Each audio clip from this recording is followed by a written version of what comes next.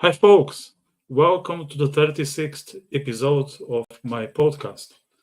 Unlike the previous, the 35th, this one is going to be live. I think it works pretty well. It's interactive. The dynamics are more interesting. I don't know. From my perspective, it's much more exciting. And that's also the feedback I gather. So I'm going to stick to this format, at least for most of the next episodes. So I hope you enjoy it too. And if you have been with us for a while and haven't subscribed, please do, because it helps a lot to spread the content and increase the audience and make sure that we can bring more interesting guests like the person today, Pedro Rodrigues. Pedro Rodrigues is Portuguese like myself, but don't get scared. We will speak in English that everyone will understand us. He's a football coach, okay? And as I mentioned in my social medias over the last 5 or 7 days, football has been a theme in this podcast, but today is going to be the main topic. Not only one, we'll talk about living abroad, which is something I'm very much keen to discuss, as someone who has been abroad for nearly 20 years. So we're going to discuss mainly football, plus this thing of spending some time overseas, how you perceive home, how have you developed as an individual being in a different country. So I think it's still eclectic, but the football will be the main topic here. So if you are into football or expat life, stay around. If you know someone who is into these topics, share with that person. They can still join us. We'll be here for an hour. And I will now bring Pedro to the studio and we will start the chat. Pedro, welcome to my podcast. Hi, Victor. Thank you. My pleasure. Yeah, I'm very keen to have this chat because we started to exchange a couple of words in a private message on Facebook when you got to know that I was a big Cork City fan. And there are not many non-Irish, or if I would say non-Corkorians, cheering for Cork, especially with a Portuguese accent. So how was it for you to realize that there was another Portuguese cheering for Cork City? Yeah, I find it quite interesting, to be honest. Cork City is not it is a big club in Ireland, but it's not that famous abroad. And I saw some of your posts and some of your content on social media about Cork City, and I just wonder myself, who is this guy and what does he know about Cork City, and why is he cheering us so much for Cork City? By all means, it's I find it really cool, but I was asking myself why Cork City, because I could see also from your social media that you were not in Cork, and but Cork City has actually interesting. The interesting fact about Cork City is that often we saw in social media interactions with people from other countries. I remember seeing people from the Netherlands commenting often on the social media on the women's team. And some other people from with other backgrounds rather than Irish on the social media of the club. So it's always for me very interesting to know what moves people from other nationalities to somehow feel to have some kind of passion towards an Irish club. Because they're not that famous, so I would understand clubs like in England or maybe in Germany or maybe in Netherlands or elsewhere. But in Ireland, I always, obviously you live in Ireland, so that helps. But I always get that curious about what drives people that are non-Irish to follow the Irish teams. Did you meet some other weirdo like myself when you were a coach in Cork? I don't think you're a weirdo. I think it's really interesting. No, I've met other people. I remember, for example, there was a very famous photographer. I'm calling him famous. He's getting famous. Portuguese photographer in Cork, based in Cork. That's David Ribeiro. And David is while I was in Cork, at Cork City, he was there often, and he has an amazing job. I remember he even did a preseason photo shoot with us, and he's huge into GA, GA. So it's he goes around and takes pictures everywhere from the Gaelic games, and also from Cork. So, and I met him at Cork City. So yes, I've met other people from other countries while I was going to Cork City. Yes. So let me go back to the beginning of your career as a football coach. So you're always in Portugal, and but before you made that move to spend some time, in a different country, how did you get into football? So tell me how did it tell me about start? your football passion. What was the driver? Sure. How did you get into this? I've played football for many years at not at really high level. I play some regional leagues in Portugal, and I always had a passion for the training, specifically the physical training. And with 19, I joined the army, and I stayed in the army for about 6 years. I also had a background in physical education, in military physical education. And when I left the army, one of my friends, he was a coach in the team, and he said, "Oh, you should come and join me for the preseason because I really need someone to make my guys fit." And I said, "Sure, I can do that. That's for sure. That's something that I can work on." And I went and we did the preseason together, and I loved it. He loved it. I think the guys loved it as well. I was this is in Ponte Lima in the north of Portugal. I was there just recently, and I met one of the guys, and he said that that preseason was still one of the hardest ones I had so far, but one of the best ones. And that made me jump from the beginning into something that I think, okay, maybe this is something I can do. So I start on that side of more the physical side of it. So as a assistant coach, and I did that for 3 years in Portugal, and then in the meantime, life just brought me to Ireland. This was really at the heart of the big crisis in Portugal in 2008.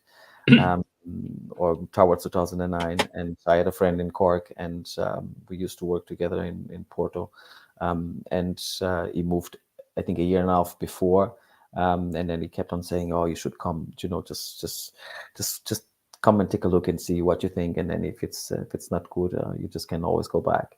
So I was managing a real estate office from a company in the north of Portugal, and it was really bad at the time because economically we were in a really bad state. And I said, okay, I have to do something because this is not living. This is basically surviving.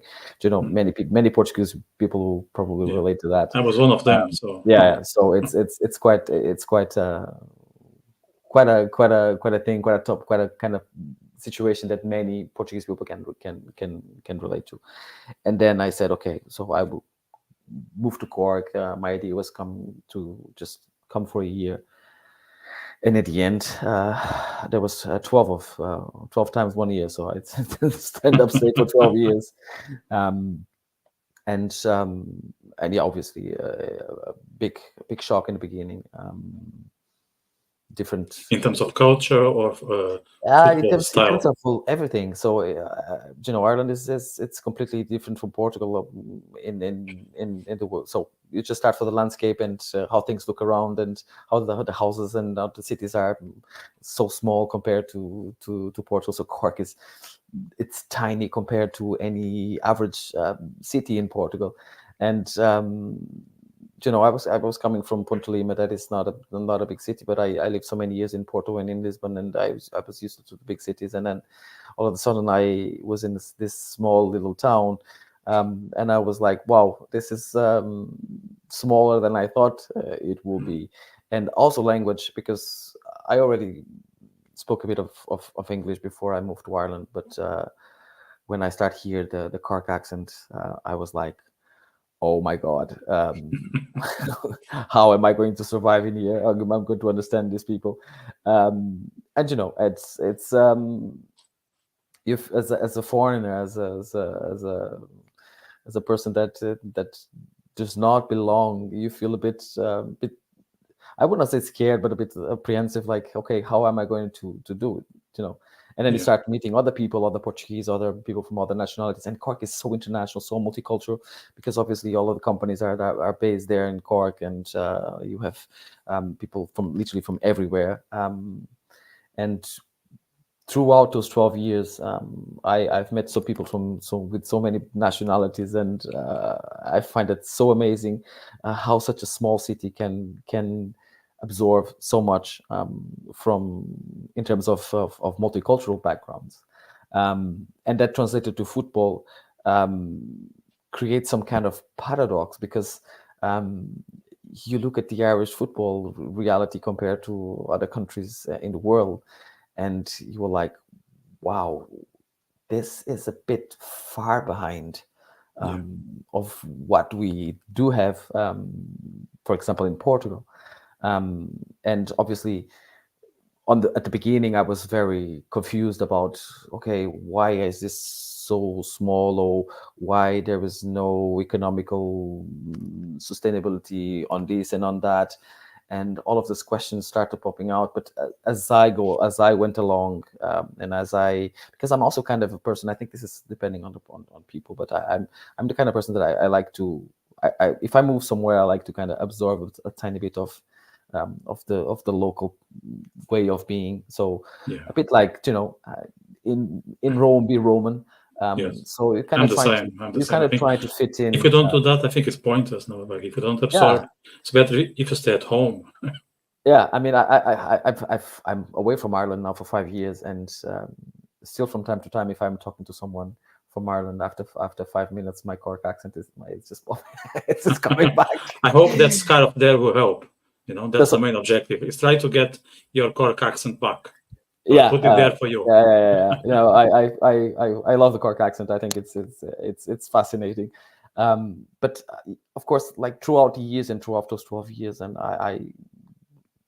as I try to assimilate a bit more with the local culture and the things that happen in Ireland, and you understand as well, where does football fits in the structure of the Irish sport. When we look at the likes of rugby and GAA, and how much do they represent compared to what football represents. And it took me many years to kind of get my head around why is it so poor in certain things. It's definitely not poor on quality from the players themselves, and because obviously Ireland is a country of the average athlete in Ireland is very physical, and they have obviously, it's any kid in Ireland, an average kid in Ireland, plays at least 3 sports throughout. I mean, I won't say throughout the lifetime, but at least 3 sports, and they still drink. Yeah, of course. Yes, absolutely. And I had players, for example, in the women's team in Cork City, that they will play football, and then they go and play GAA, for example, or they always trying to combine the two to see. Sometimes they will be coming from a training session from GAA, and they will do 90 minutes of training, football training, and that is absolutely amazing. I mean, yes. Look, I've been now in Germany for 5 years, and I've known all the realities in other countries as well, and I find that super amazing. And because if you think about it, it's love for the sport, and they have that in themselves. So the players, the people have the love for the sport, and it's every time I think about Irish football, it's kind of it's a mixed feelings, because I really like the football in Ireland, and the way and what the football represents to the people in Ireland. But I feel so sorry for the majority of the Irish people that actually love football. I'm gonna call it football. I won't call it soccer, because that's not my prerogative. And I feel sorry, because they deserve to have better than this. Yeah. And if you think about that, it's not that many years ago. We're talking about on the 80s. I think he went all the way through, I don't know, maybe 94, 95, and something happened. I never realized really what, that just simply disconnect football from the rest of the whole sport reality in Ireland. I If heard you one think, explanation for that from Irish people. I don't know if it makes sense or not, but that's what I was told by two lads from Cork, that around the late 80s, beginning 90s, the football games, the Premier League football games started to be shown on Sky, so people could watch it. So then Irish football was moved to Friday evening, and not everyone was that happy with the move. So some people started to skip it, and of course that had the repercussions in, in the finances, in the investments that the clubs could do. Even the infrastructure was damaged somehow. So that was not very positive. And recently, with this new law that is related to Brexit, Irish players cannot move to England until they are 18.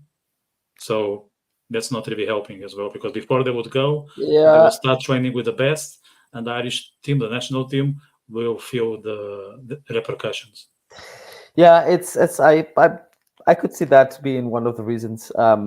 Not sure if that is 100% the reason behind it. Could be one of the many reasons. Could be many factors added to it. Definitely, for sure, the Premier League has always an impact on the Irish football. And I remember traveling to Liverpool. I'm a big Liverpool supporter, and I used to travel to That's fine. In this podcast, that's fine. yeah. And I'm a Spurs fan, but Liverpool would be my second team, so yeah, that's okay. okay, that's also good. And I used to see so many Irish people over there watching, but I know that because I've met so many people in Ireland that would often travel to to Old Trafford or to London to support Chelsea, Arsenal, whatever. But mainly Liverpool and Man United will be, I would say, that will be the main teams.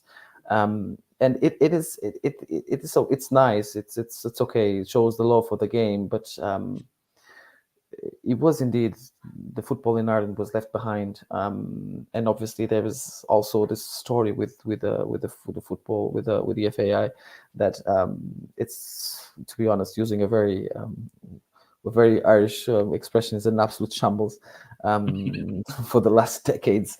And if you think about it, around beginning of 80s or beginning of 90s, Cork City was playing Bayern Munich and drawing against Bayern Munich. It's absolutely mental if you would think now that could be possible. So I remember by Porto. I'm a Porto fan.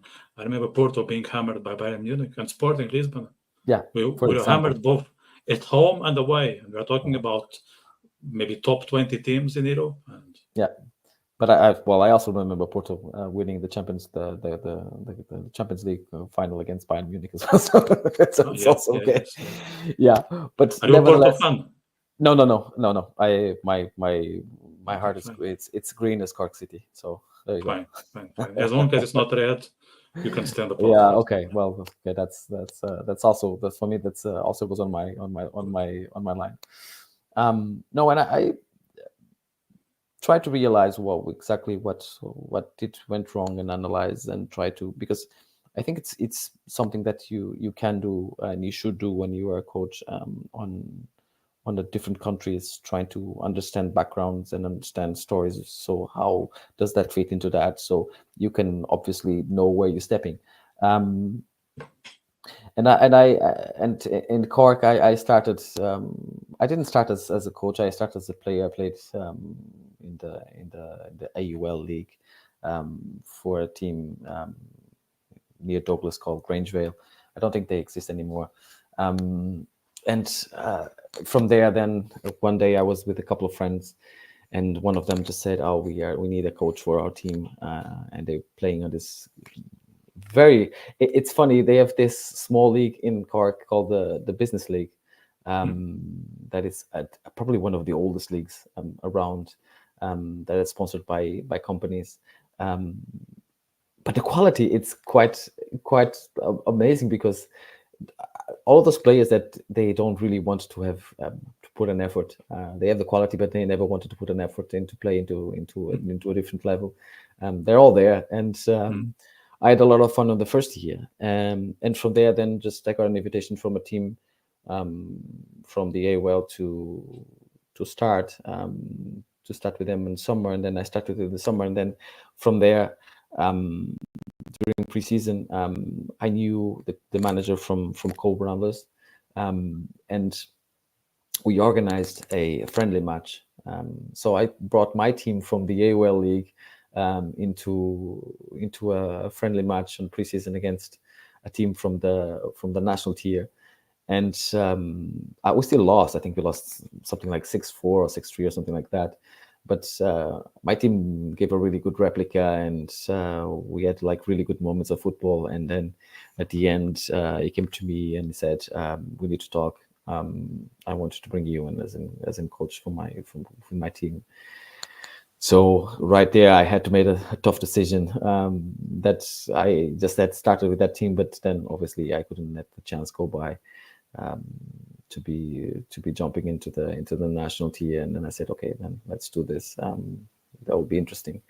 And from there, then obviously I was there for 2 years, and then from there start also my adventure with the women's football. Going to Sweden. Is it too different to coach women and men? I mean, depending on the perspective. So if you're thinking about, let's say, on the pitch and off the pitch. On the pitch, not really. I mean, obviously, you're talking about there was different aspects to the approach of the game that you need to have in consideration when you have a women's team rather than a men's team. I think the big difference is off the pitch. So it's managing emotions and managing certain situations that with men it's a bit more straightforward, while with the women's football sometimes require a bit more of careful from your side. But I also think that, and I've been saying this now for many years, that I like more what I gain from what I get from the women's football. I think you get more. They will recognize you more, and they will recognize your work a bit more than. But is it because you are a man, or is it just something that they do it?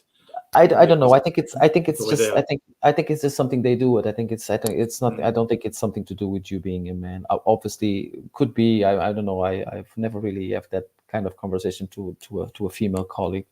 But from my perspective, I always prefer to train women because I also think that they also listen to you a tiny bit better than men at times. It's both interesting. I mean, both have their pros and cons, and obviously, it's at the end, it's football. It's universal, and it's.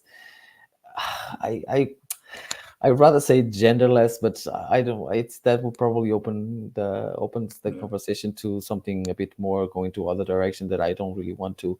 But on a sportive level, obviously, you cannot compare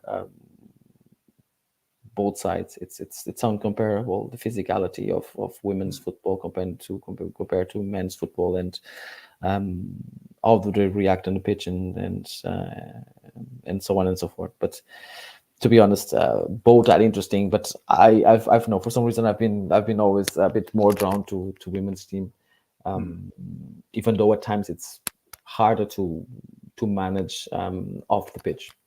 There's one thing that you mentioned already like a few times that I think is very interesting. It was not in my notes, but I want to bring it to the table, which is the physique. And sometimes I wonder, just as a football fan, what matters most? Is it the physique or the technique? Because like the Portuguese team and the Spanish, they are more into being fast and the pace and how can they go around. And the physical teams, we mostly think of Germany, maybe the Netherlands in a sense. I think Italy is also about physique. Have you seen the game yesterday between Germany and Netherlands? I missed that one. There is no physics. There is no much to add on the physical aspect to that because the game is so fast and it's so technical. Then I know exactly what you mean with your question. Um, Look, it's you can't have one without the other. I mean, if you look at the modern football, where it's so fast and so fast paced, and but also you have to incorporate a certain level of physicality to it as well. And when we mean physicality, what are we talking about? Are we talking about the capacity of the shock capacity? Are we talking about the body shape and ball protection and use your body to in order to win something? So if that's the kind of physicality that we are talking about, obviously it's still very important, because even on the fast football, so if you're playing a nice, attractive, technical and fast football, you still need a physicality in order to sustain that. Otherwise, you get beat 20-0. So that's just the way it goes. Obviously, the football has changed, in a way that nowadays is so complex, and you have so many things to have in consideration. Some things that 20 years ago you would not look into them at all, like Is it nutrition, about like psychology? sports psychology, nutrition, everything and anything. So it's everything. It's more detailed data analysis and the video analysis. So all of those things, nowadays, they play such a big role into the sport that, um, if you talk about physicality, then you bring in the conversation back 20-30 years ago. So what is physicality nowadays? So how do we measure physicality? So yeah, you're talking about, like, for example, if you put two teams playing together from the paper, or from the theoretical part of it, you would say that Portugal is less physical than Germany, for example. But then you see them play and you think, really, is for example, João Palhinha less physical Yeah. than Musiala, or or than Even Ronaldo, there's a lot of a lot of his skills are related to physique these days.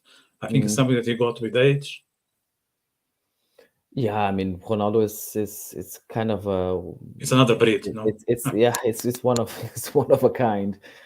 You can often people make this kind of comparison between Ronaldo and other players, but um, you can't compare Ronaldo with the average football player, professional football player, because Ronaldo brings things to a level that is pretty much not normal, because there was a thing they always think about Ronaldo, when I think about his daily routines, is this guy has absolutely no fun in life whatsoever, because everything is about work, work, work, work, work.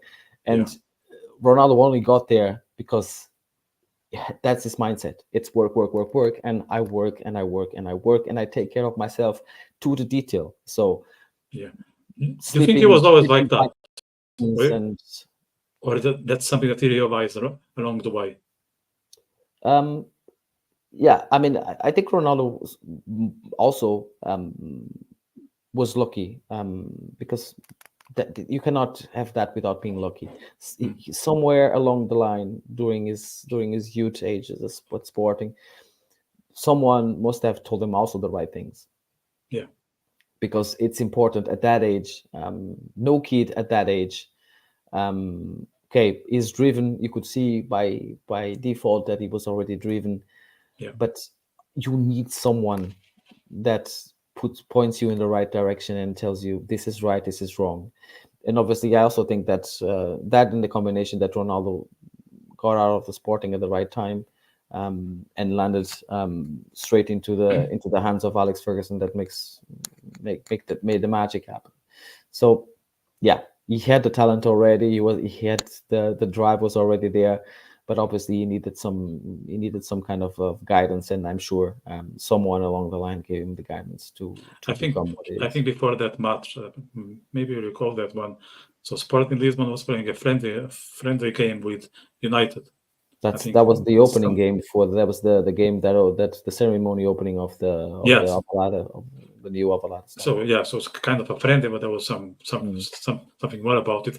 And I think someone told Ronaldo, is there an opportunity to make your way to England, or maybe it won't be United, but maybe someone will watch it and you end up playing for Liverpool or for Arsenal. But here is your window, so just shine. I think Maybe it he had was already. a friend There of was. him. Maybe it was, I don't know, I an don't think angel. so. I think there was someone at Sporting, someone at the youths or the youth side of Sporting, and obviously, there was already other clubs looking at him. Like Arsenal was already looking at him, and Inter Milan was already looking at him. So there was already a lot of interest, and that was just the right moment, because the reality is that Man United was already looking at him before that game. So that game was just a confirmation that he was indeed what they were looking for.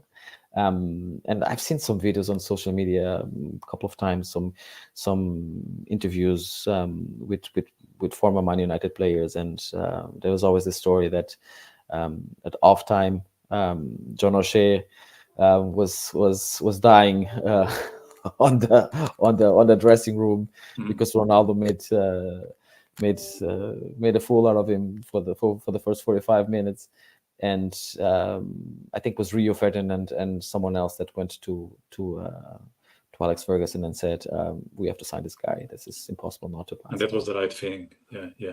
Talking about the right thing, he's now in Saudi. I don't want to discuss Ronaldo in Saudi. I think that's something very specific. But what's your opinion of these leagues? That they're all about money, and they are so they're so powerful that not only guys both the age of 33, 35, but even youngsters are making their way to the likes of Saudi Arabia, Qatar. What's your opinion of that? You just said it all. It's money. It's driven by one thing, and that is money. So when you see all of that money in front of you, and you think about what can you do, because obviously football players, even if they are like I don't know, 26, 27, they already start thinking, okay, what am I going to do when I finish my career? So where do I see myself? How much money do I have? Or where can I invest? And they just see that, okay, this is a gold mine, and I'll be extremely stupid if I won't take it. So it's a pity for football, and to be honest, for the football lovers, for the people that really enjoy the pure football, it's been an absolutely nightmare. Including myself, I'm always a bit sad about it. I haven't watched one game. I was about to ask you that. Of the Saudi League ever, and I won't watch. Same. Yeah. It's just my personal. It's just my personal thing. I'm not interested in it. And people can say, "Oh, but that's not really fair, because if they have the money, why not doing it?" And I said, "Yeah, but it kills the essence of what the football should be about." And obviously nowadays, it's like anything around. So football is all. Money has always been king from the beginning of the time. So from the beginning of the money, but nowadays it's just got even worse. And when it affects the football that much, when you see players at such a young age, because before they all said, I will retire when I am 30 something, and I go play 2 years in Qatar or Saudi Arabia, and I will make big bob, and I go home and I say goodbye, and I don't need football anymore in my life. But that was money. What they're getting now, it's money, because it's ridiculous, the amount of money that has been generated in that league. And it's a pity, because clubs like putting into their academies and bringing in good players and good setups, so the players can thrive, and the clubs can win titles. And then you think, okay, I'm safe from those leagues, because they only go there when they retire, when they're about to retire. But that's not the case anymore. So I'm also interested to see how long does this going to last. Yeah, I mean, there's the Saudi Arabia World Cup in 2030, what, Yeah. 36, 34, I I can't would. remember. I've heard many people say, this is going to be like China, and then all of a sudden they're going to realize, but that's not going to be like China at all, because we're talking about two different places with two different sources, money sources or financial sources, and the sources of the financial source from the Saudi League. Pretty much, it's. I won't say it's an eternal fund source of money, but will be there for a long time, I would imagine. And I think there is another reason, like if I can make it a bit broader, not only about football on this topic, like the Chinese football is only or mostly managed by Chinese, and that's true for other sectors in finance, business, etc. And in the case of the Saudis and UAE and Qatar, most of the directors or the people who are making decisions, they are Westerns, so they have a lot of knowledge. They have a huge network. They know the stuff, and that will have an impact. We all know the made in China. I don't want to sound mean here. About 3 months, 6 months, 2 years. But these guys, they have a long-term plan. It's no wonder that the Saudi Arabia got the World Cup for 2034 or 2026. Can't remember now. They don't mess around, and they don't mess around for sure. The Saudi, the guys that are in charge for the Saudi League, they are proper business guys, that they know exactly what are they doing and how to manage it. So they let the people that know about football do their job, contrary to what they did in China, where they brought in the people but kind of wanted to tell them what to do. Yes. So in Saudi Arabia, Chinese way. yeah, exactly. So in Saudi Arabia, they just bring them in and said, "Here we go. This is like a white canvas. You do your stuff, although you have to bear in mind there is a certain things that you have to adhere to, and that is very important." And I remember watching an interview with George Jesus, and he is probably, I don't know, I would put this, for me, it's one of the top 5 coaches in the world. Really? You think it's that good? Yeah, he is absolutely brilliant. I know. I'm just there. I think he's a very good coach. I think he's better than what most people think. Okay. But to be a top 5, I would like to know. At the moment, I think from the technical knowledge, from the training, the organizational part of the training, from from how does he manage the players. People might not like him as an individual, because he comes across, and we know in Portugal that he comes a bit as an uneducated guy and he talks funny, and he doesn't really use proper Portuguese, and then he uses these expressions. But that's part of the character, I think. I think he realized that, and he makes a joke out of it. It does. I think so. I think he created also a persona, and then this is also suits him. But if you take that away, and if you think about, okay, this guy, what does he know about football, and what can he do with the football team? You rest assured that you can give any team to that guy, and he will make a success out of it. And there is not many coaches in the world that have that ability. He really knows how to squeeze them, and really knows how to get to the bottom of every single one of them, and put them to play as a team, and to understand.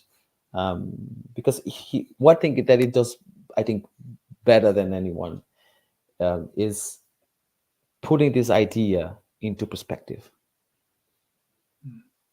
There are some coaches that really have that capacity, but I think he is probably one of the best at that. Who are the other 4?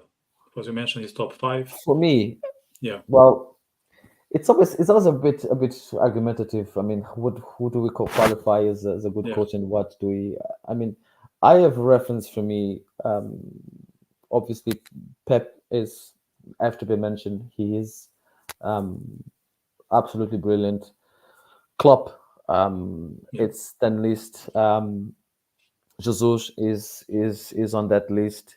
I would say maybe not being too much Portuguese on that, but at the moment, I think Ruben Amorim is also making to that list. And then I don't know. I have a couple of them, but I Ancelotti. think He's very successful in terms of results.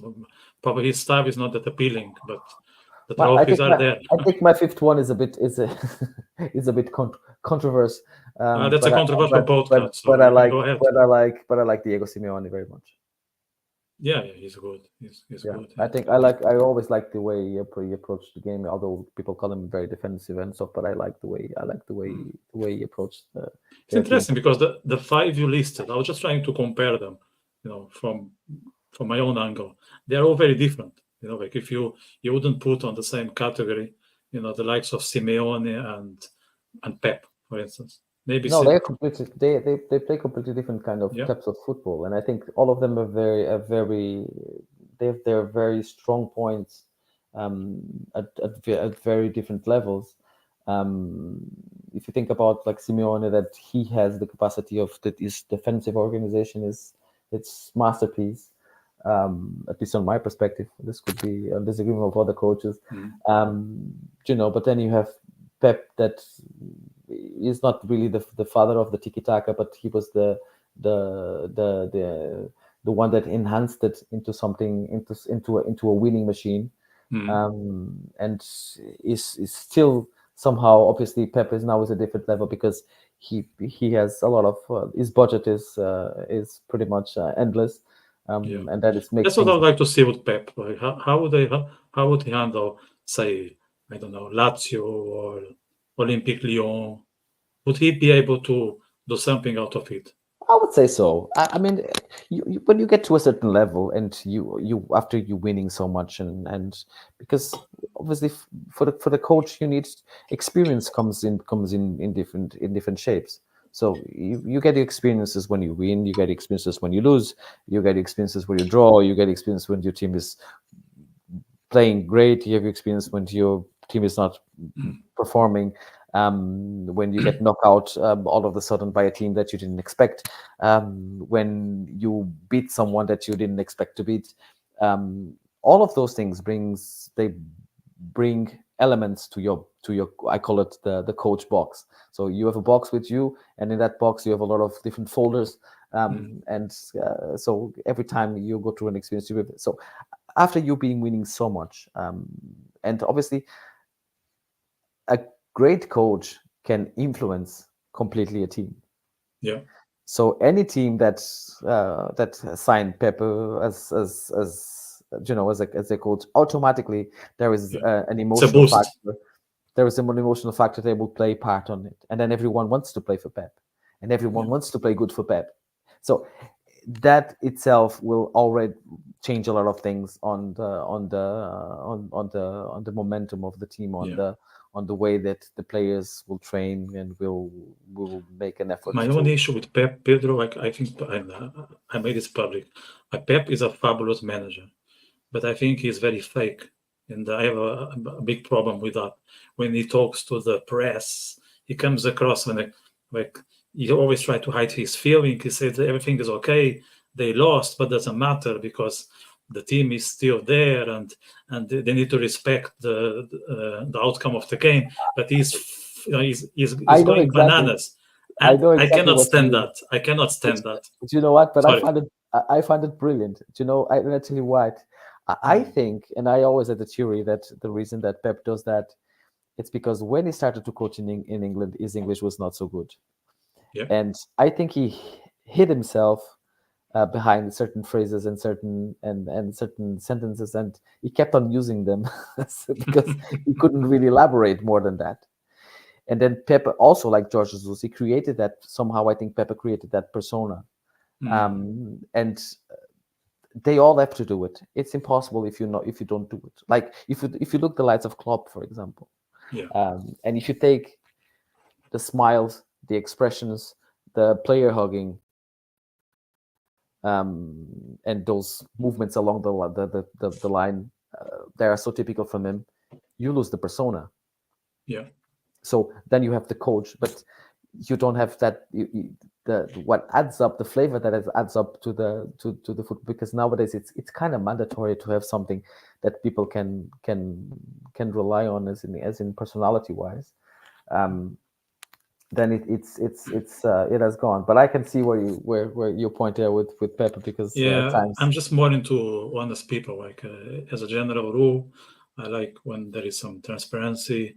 They are frank. They have nothing to hide. Of course, I don't expect them to be rude and disrespect the journalists or the fans. I think, like, on that sense, I think it's not because I'm a Cork City fan, but I really relate to Roy Keane. I don't think he plays a persona. Some people say that, even when he's now in England as a pundit. I have you think ever he's really like that. have you ever He's met really Roy like Keane? that. Have you ever met No, Roy Keane? no, I didn't. I He, would love he to. he is exactly like that. Yeah. Okay, here we go. So Tell me about your we encounter with Roy Keane. were in Cove Ramblers one night, and Cove Ramblers is part of Roy Keane, and Roy Keane is part of Cove Ramblers, and that will be forever. And he was there one night in the tunnel, talking with people, and then the kids, one of the mascot kids, just came along and asked for an autograph, and he just turned around and said, "What for? Go away." And then the kid just went away. I was like, so Roy Keane is, look, obviously no one that is onto the media spectrum drifts away from the persona, because if they do it, then something is wrong. And obviously, I'm not saying that Roy Keane is created this persona. He is the way he is, and he is very genuine, and he's a lovely guy. Honestly, he is indeed a lovely guy. He has this very short time for BS. Really, is just not the kind that you go around and you kind of try to bullshit him, because he's another guy that crossed my mind, which I would like to make it clear. I was not a big fan of him, but I radically changed my mind, because I think I didn't understand him on the beginning. Is Zlatan. I think Zlatan it's fantastic. I mean, obviously I never met him, of course, and there's a persona there, but at the end of the day, I think he's honest and he sticks to what he believes is the best for him and for the others, and he's not making any favors just to be Zlatan popular. is Zlatan. I am Zlatan. that's has always been like that, and I've never met Zlatan, but from what I could gather throughout these years is that he is who he is. And if you ever heard a story about him and Kobe Bryant, I don't know if you ever never heard if you ever heard about that. I think it was Kobe Bryant. It was one of the most famous basketball players. I'm pretty much sure it was Kobe Bryant, but I'm not 100% sure. That sent him. He sent him when he moved to LA to play with the LA team.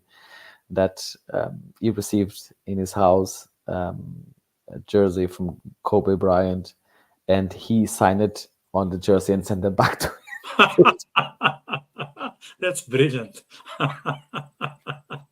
And that is not. I know that by fact that is not a story. It's actually happened. And I'm sure he was aware of the humor. No, he doesn't do that because he's silly or he doesn't. He's stupid. No, I think he knows that there's a. Yeah, he's brilliant. He's brilliant. Yeah, I think it's brilliant, and I think actually Zlatan is one of the cases that your ego and your persona can kill your achievements somehow. Yeah. And I do always look at Zlatan, and I think Zlatan is what Ronaldo would be if Ronaldo at some point didn't change a bit of his behavior with certain things. Because Ronaldo was also at some point of his career taken as a very arrogant guy, and somewhere somehow Ronaldo started to kind of tune that a tiny bit, so it has not been so much hammered by the press. While Zlatan just said, "Well, I don't care about what anyone says, so I'm just who I am, and take it or leave it." But from the football perspective, from the quality from on the pitch, Zlatan was an absolute It's monster. a monster, as I would say. Yes, He's a yes, monster. Have you yes. heard of that Portuguese guy, footballer? Now he's not a footballer anymore. He's an adult movie actor, Carlos Paine, who's Carlos, no, Fabio Paine. Fabio Paine. Fabio Paine. Carlos was the musician. Mm. Fabio Paine, who said that, oh, if I would have done my best, I would have been better than Ronaldo. And then Ronaldo just wrote a comment on his social media saying, what the fuck, who is this guy? Mm. Yeah, but again, there's a big question mark, and at the time, it was really true that Payne was better than any of the three of them, because obviously Quaresma was also being watched as a growing star, and Payne was by a mile better than technically better than all of them, but obviously you can see now where one is and where the other ones are, because obviously this year commands everything, and obviously probably didn't have also not a drive, or probably not the right people to and this is also very important, and it's always been very important any footballer career. It's what kind of advices do you get, Yes. and who tells you what is right, what is wrong. Obviously you have your own head and you can think about it, and when you are strong-minded, then obviously it helps. But even if you are strong-minded, you need someone to kind of give you the right directions, otherwise you won't get anywhere. There's a guy I follow. I'm not a big follower, but I watch his stuff from time to time, called Dan Pena, and he says, "Show me your friends, I will show you your future." That's true for footballers. Yes, absolutely. Yeah, that is a big truth. Talking about future, what's your forecast for football? Because now, again, UEFA changed, and I'm just focused on Europe for this exercise. They changed the format, they changed Champions League to a sort of Super League. They don't call it Super League, but it seems very similar to the project they had in mind a couple of years ago that didn't go ahead. They also rebranded the Conference League and the Europa League again to something else. How do you see the current format of these three competitions? I don't know. I'm a bit of a Roy Keane on this one. That's good. This podcast. I have to be honest, I hated the new format. I don't know. Call me old fashioned.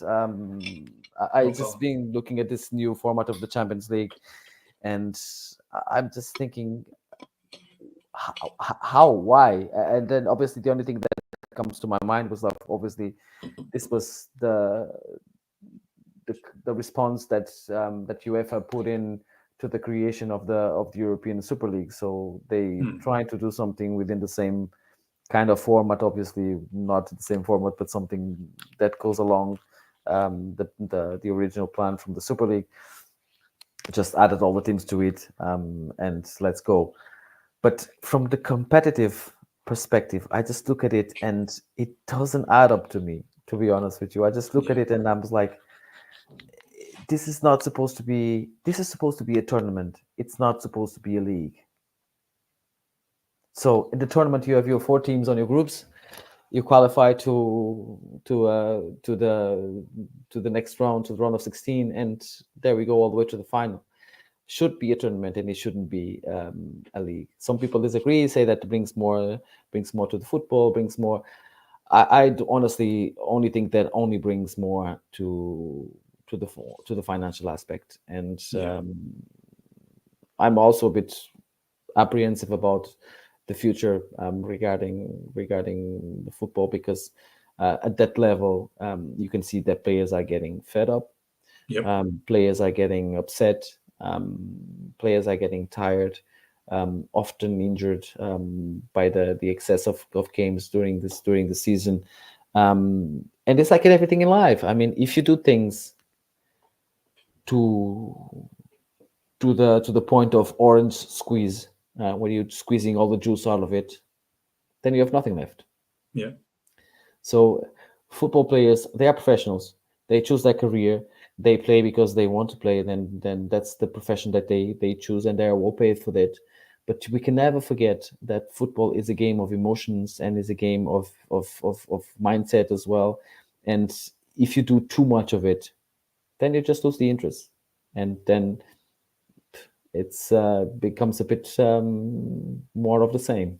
Yeah, I think there are too many games because it. I like the idea of looking forward for next game that will happen in 2 weeks, and then after that game we need to wait another 2 weeks. So there is something about waiting that your appetite will grow. We'll talk about it. That there's something happening in between, and if it's every week there is a game, at some point there is no excitement because, No, as I said, it's too much. It's gone even from a fun perspective, and for the players for sure it's beyond their capacity. they are squeezing that orange as much as they can, and so at the end of the day, it's not a motorsport where the engines can be replaced. It's a human sport, and that at some point will have consequences. And the consequences you see also on the people, because you will see, like you said, people don't have appetite. They have this all the time, so it just became banal, and you're just like, okay, yeah, whatever. Yeah. And then let's say in this new league, if let's say Porto is in the Champions League, which they are not this year, unfortunately, and I think there are 8 games, and there is a chance that at game 4 you are already sure that you're going to be the top 24, which means at least you're going to be in the playoff. So you kind of start to slow down because you're going to be in the playoff. Yeah, So there's a high chance that you're going to be playing in February or March. So and that's already like for, let's say, from a Porto perspective, that's what they want to achieve. That they will be in next phase in the playoff phase. So what's like? There's not much point to be in the top 8 because you can be still in the playoff and go to the games in February or March. So I don't know. I think it's, as you said, it's too much. yeah, it does. It takes away the excitement of it. It takes away the whole. I think the old format was indeed the best, but Yeah, again, yeah, if they make if they maybe they can can if go they can back. Yeah, profit, I don't think so. no, No, I don't think so. yeah. Mane will talk. Mane Always. will be too loud. It's too loud. Yeah, yeah.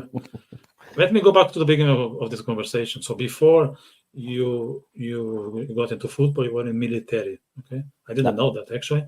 Mm. What lessons did you carry from the military field to football? Is there anything that you could implement and make sure that your team is performing? And again, A lot on of the things. pitch and outside the pitch. A lot of things. A lot of things that you learn from the military you can also bring to your teams. It's not by chance that there are many teams that go through military camps during preseason in order to Mm.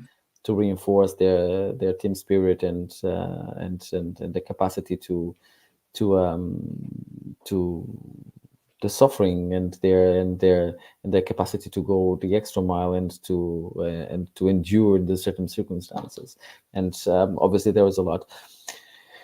It was easier back, I don't know, 10, 15 years ago. Nowadays it's a bit more complicated because you're dealing also with a different generation. And for example, for me, that I'm still a young coach, but I see the difference now with the new generations. And at the time I'm trying to implement something into the trainings, and I'm like, okay, I can't do this anymore because this group of people will freak out lately because this is way too harsh, or this is way too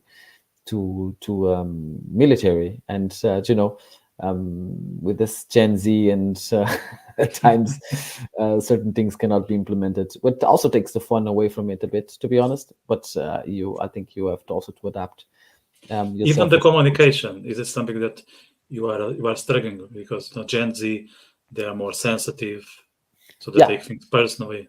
yeah. I've just recently on my last coaching job here in Germany.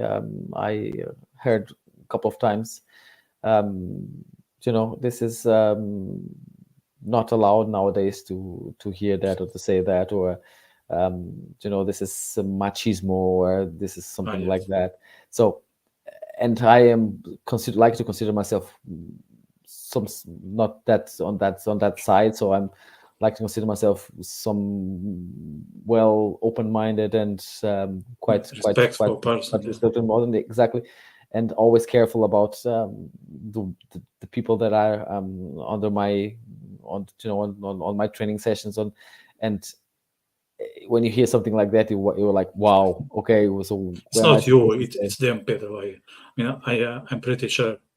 No. Yeah, I mean, it is what it is. I mean, you can't really do anything about it. What Yes. the only thing you can do is set yourself as also as a persona and say, here's what I am, and this is what I mean with when I say this, when I say that. Um, so don't confuse me with something else. So if you don't want to, and this is what I found it funny and actually not so funny, is that we live in a generation that they don't want to have um, they don't want stamps, and they don't want Yeah. to have some kind of I am this, I am that. Labels. But then they are the first ones to point out the finger Yes. to you and say, you are this and you are that. Yeah. So at times it's Yeah. hard, but look, it is what it is, and see, we have to adapt, and we have to be smart enough to say, okay, I have to also, it's something that you learn. It's how to direct yourself towards your audience. And obviously, as a coach, as a football coach, you always have to see what do you have in front of you in regards to human material, and um, what can you say, what can you not say, what can you do, and what can you not do. Yeah.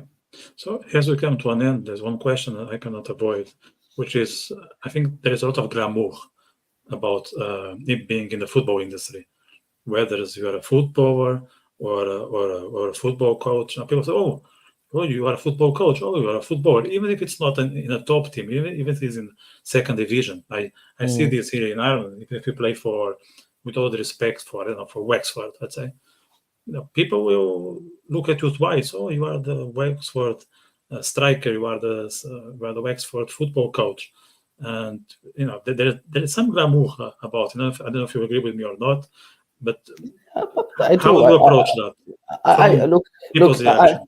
I do agree with that. It's not only in Ireland; it's everywhere. I mean, Yeah, it's people look at people in sport in general as a reference, because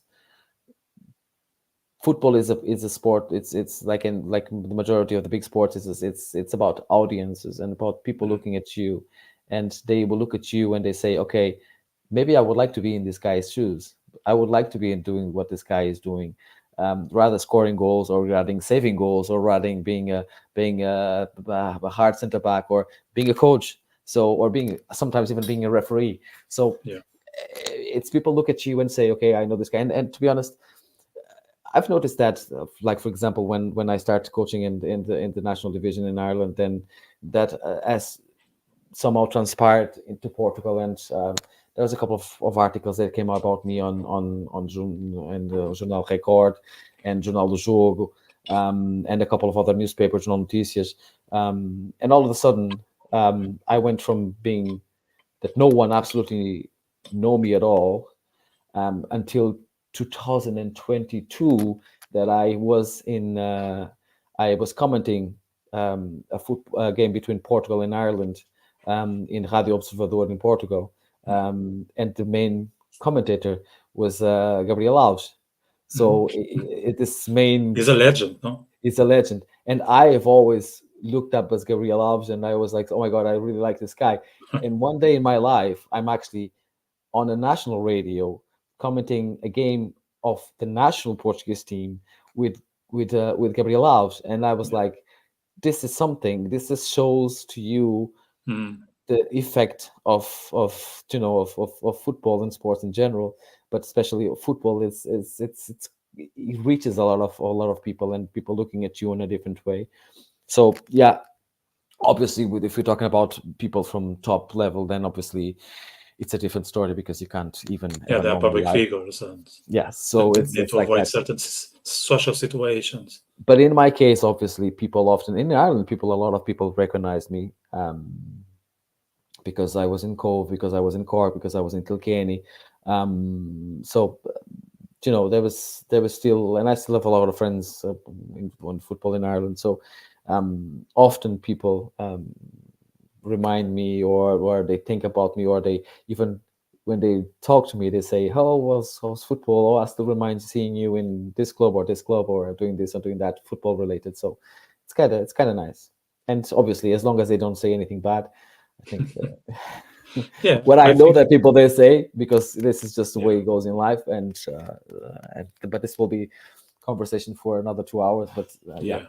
I think it's we can all appreciate recognition. Like I like to see the way that your team was playing, how you were approaching the games, how we interact with the lads or with the ladies in your case. So I think we are all happy when there is some positive words about the way we operate, in our professional field. So I think that's across the board, not only in football, but yeah, football it's a very specific yeah.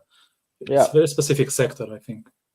I think at certain level you have to be careful about the way you are and the way you put yourself out there. We just talk about people like strong personalities. I also always had a strong personality, and I've always been known for not being um, to not entertain too much. So yeah, I still have a couple of people that even at this level will go on social media and say some stuff about me and not so nice. But to be honest, you don't Yeah, care about that. it's part of the deal. Yeah. As So long as you get on the end of the day and you think that you did your best, and I think that the most important thing at the end of the day is that you get the players to recognize you and to say, "Oh, that was nice. I enjoy this. I enjoy that." And other colleagues and other coaches from other teams saying, "Hey, when you were on the bench, you were super respectful, and we always had really nice conversations, and we always agree with at the end with things." And so I always spotted myself by this kind of way of being that everything around is noise. I focused on the people that are involved in the game, and I'm respectful towards them, and I always been respectful towards them. And this is the way I still going. So, and I won't change myself on that one. great. Yeah, I like that. And that was the reason why I had you here, and I think it was a fantastic conversation. So it lasted an hour. I think it can last 10, but for the rest of time, we need to come into a conclusion. So I Sure. think that's the right time now. So I want to thank you for the chat. Hope we can cross paths in Ireland or in Portugal or in a football game or Or in in Germany a if you pub. want. Yeah, in So yeah, Germany. why Who not? knows? Yeah. Yeah, So why well, not? thanks very much as well. It was really nice, and I also have to say that I feel somehow a bit proud to see another fellow Portuguese um, going around and also pushing things that are not only Portuguese but also in Ireland, and I think it's a fantastic thing for you to do, to help to diffuse this thing about that foreigners don't really care too much about Ireland. I think Ireland feels home for people that live there.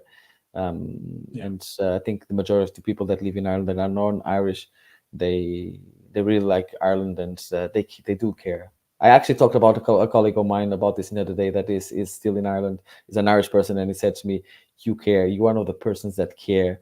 And I always cared, and I will always care for the Irish football and for the Irish in general. So, Peter, thanks very much for also being so dedicated towards the Irish as well. Yes, my pleasure. So, just want to say to the viewers out there, so we will try to have a live every week. Hopefully, we have someone. It's nearly confirmed early next week. So stay around. If you subscribe to the podcast, you'll get notifications. I would be very thankful if you can put a thumbs up, because that also helps with the algorithm. Share with your fellows in WhatsApp, in Facebook, email. Share verbally, because verbally also counts. Share all the ways you can, because I want to make sure that this podcast can be seen by a lot of people. The audience is growing, but there is still a long way ahead of us, but we'll get there as long as we have great guests like today, like Pedro. So Thank you. talk to you soon. Take care. Bye. Thank you. Bye bye.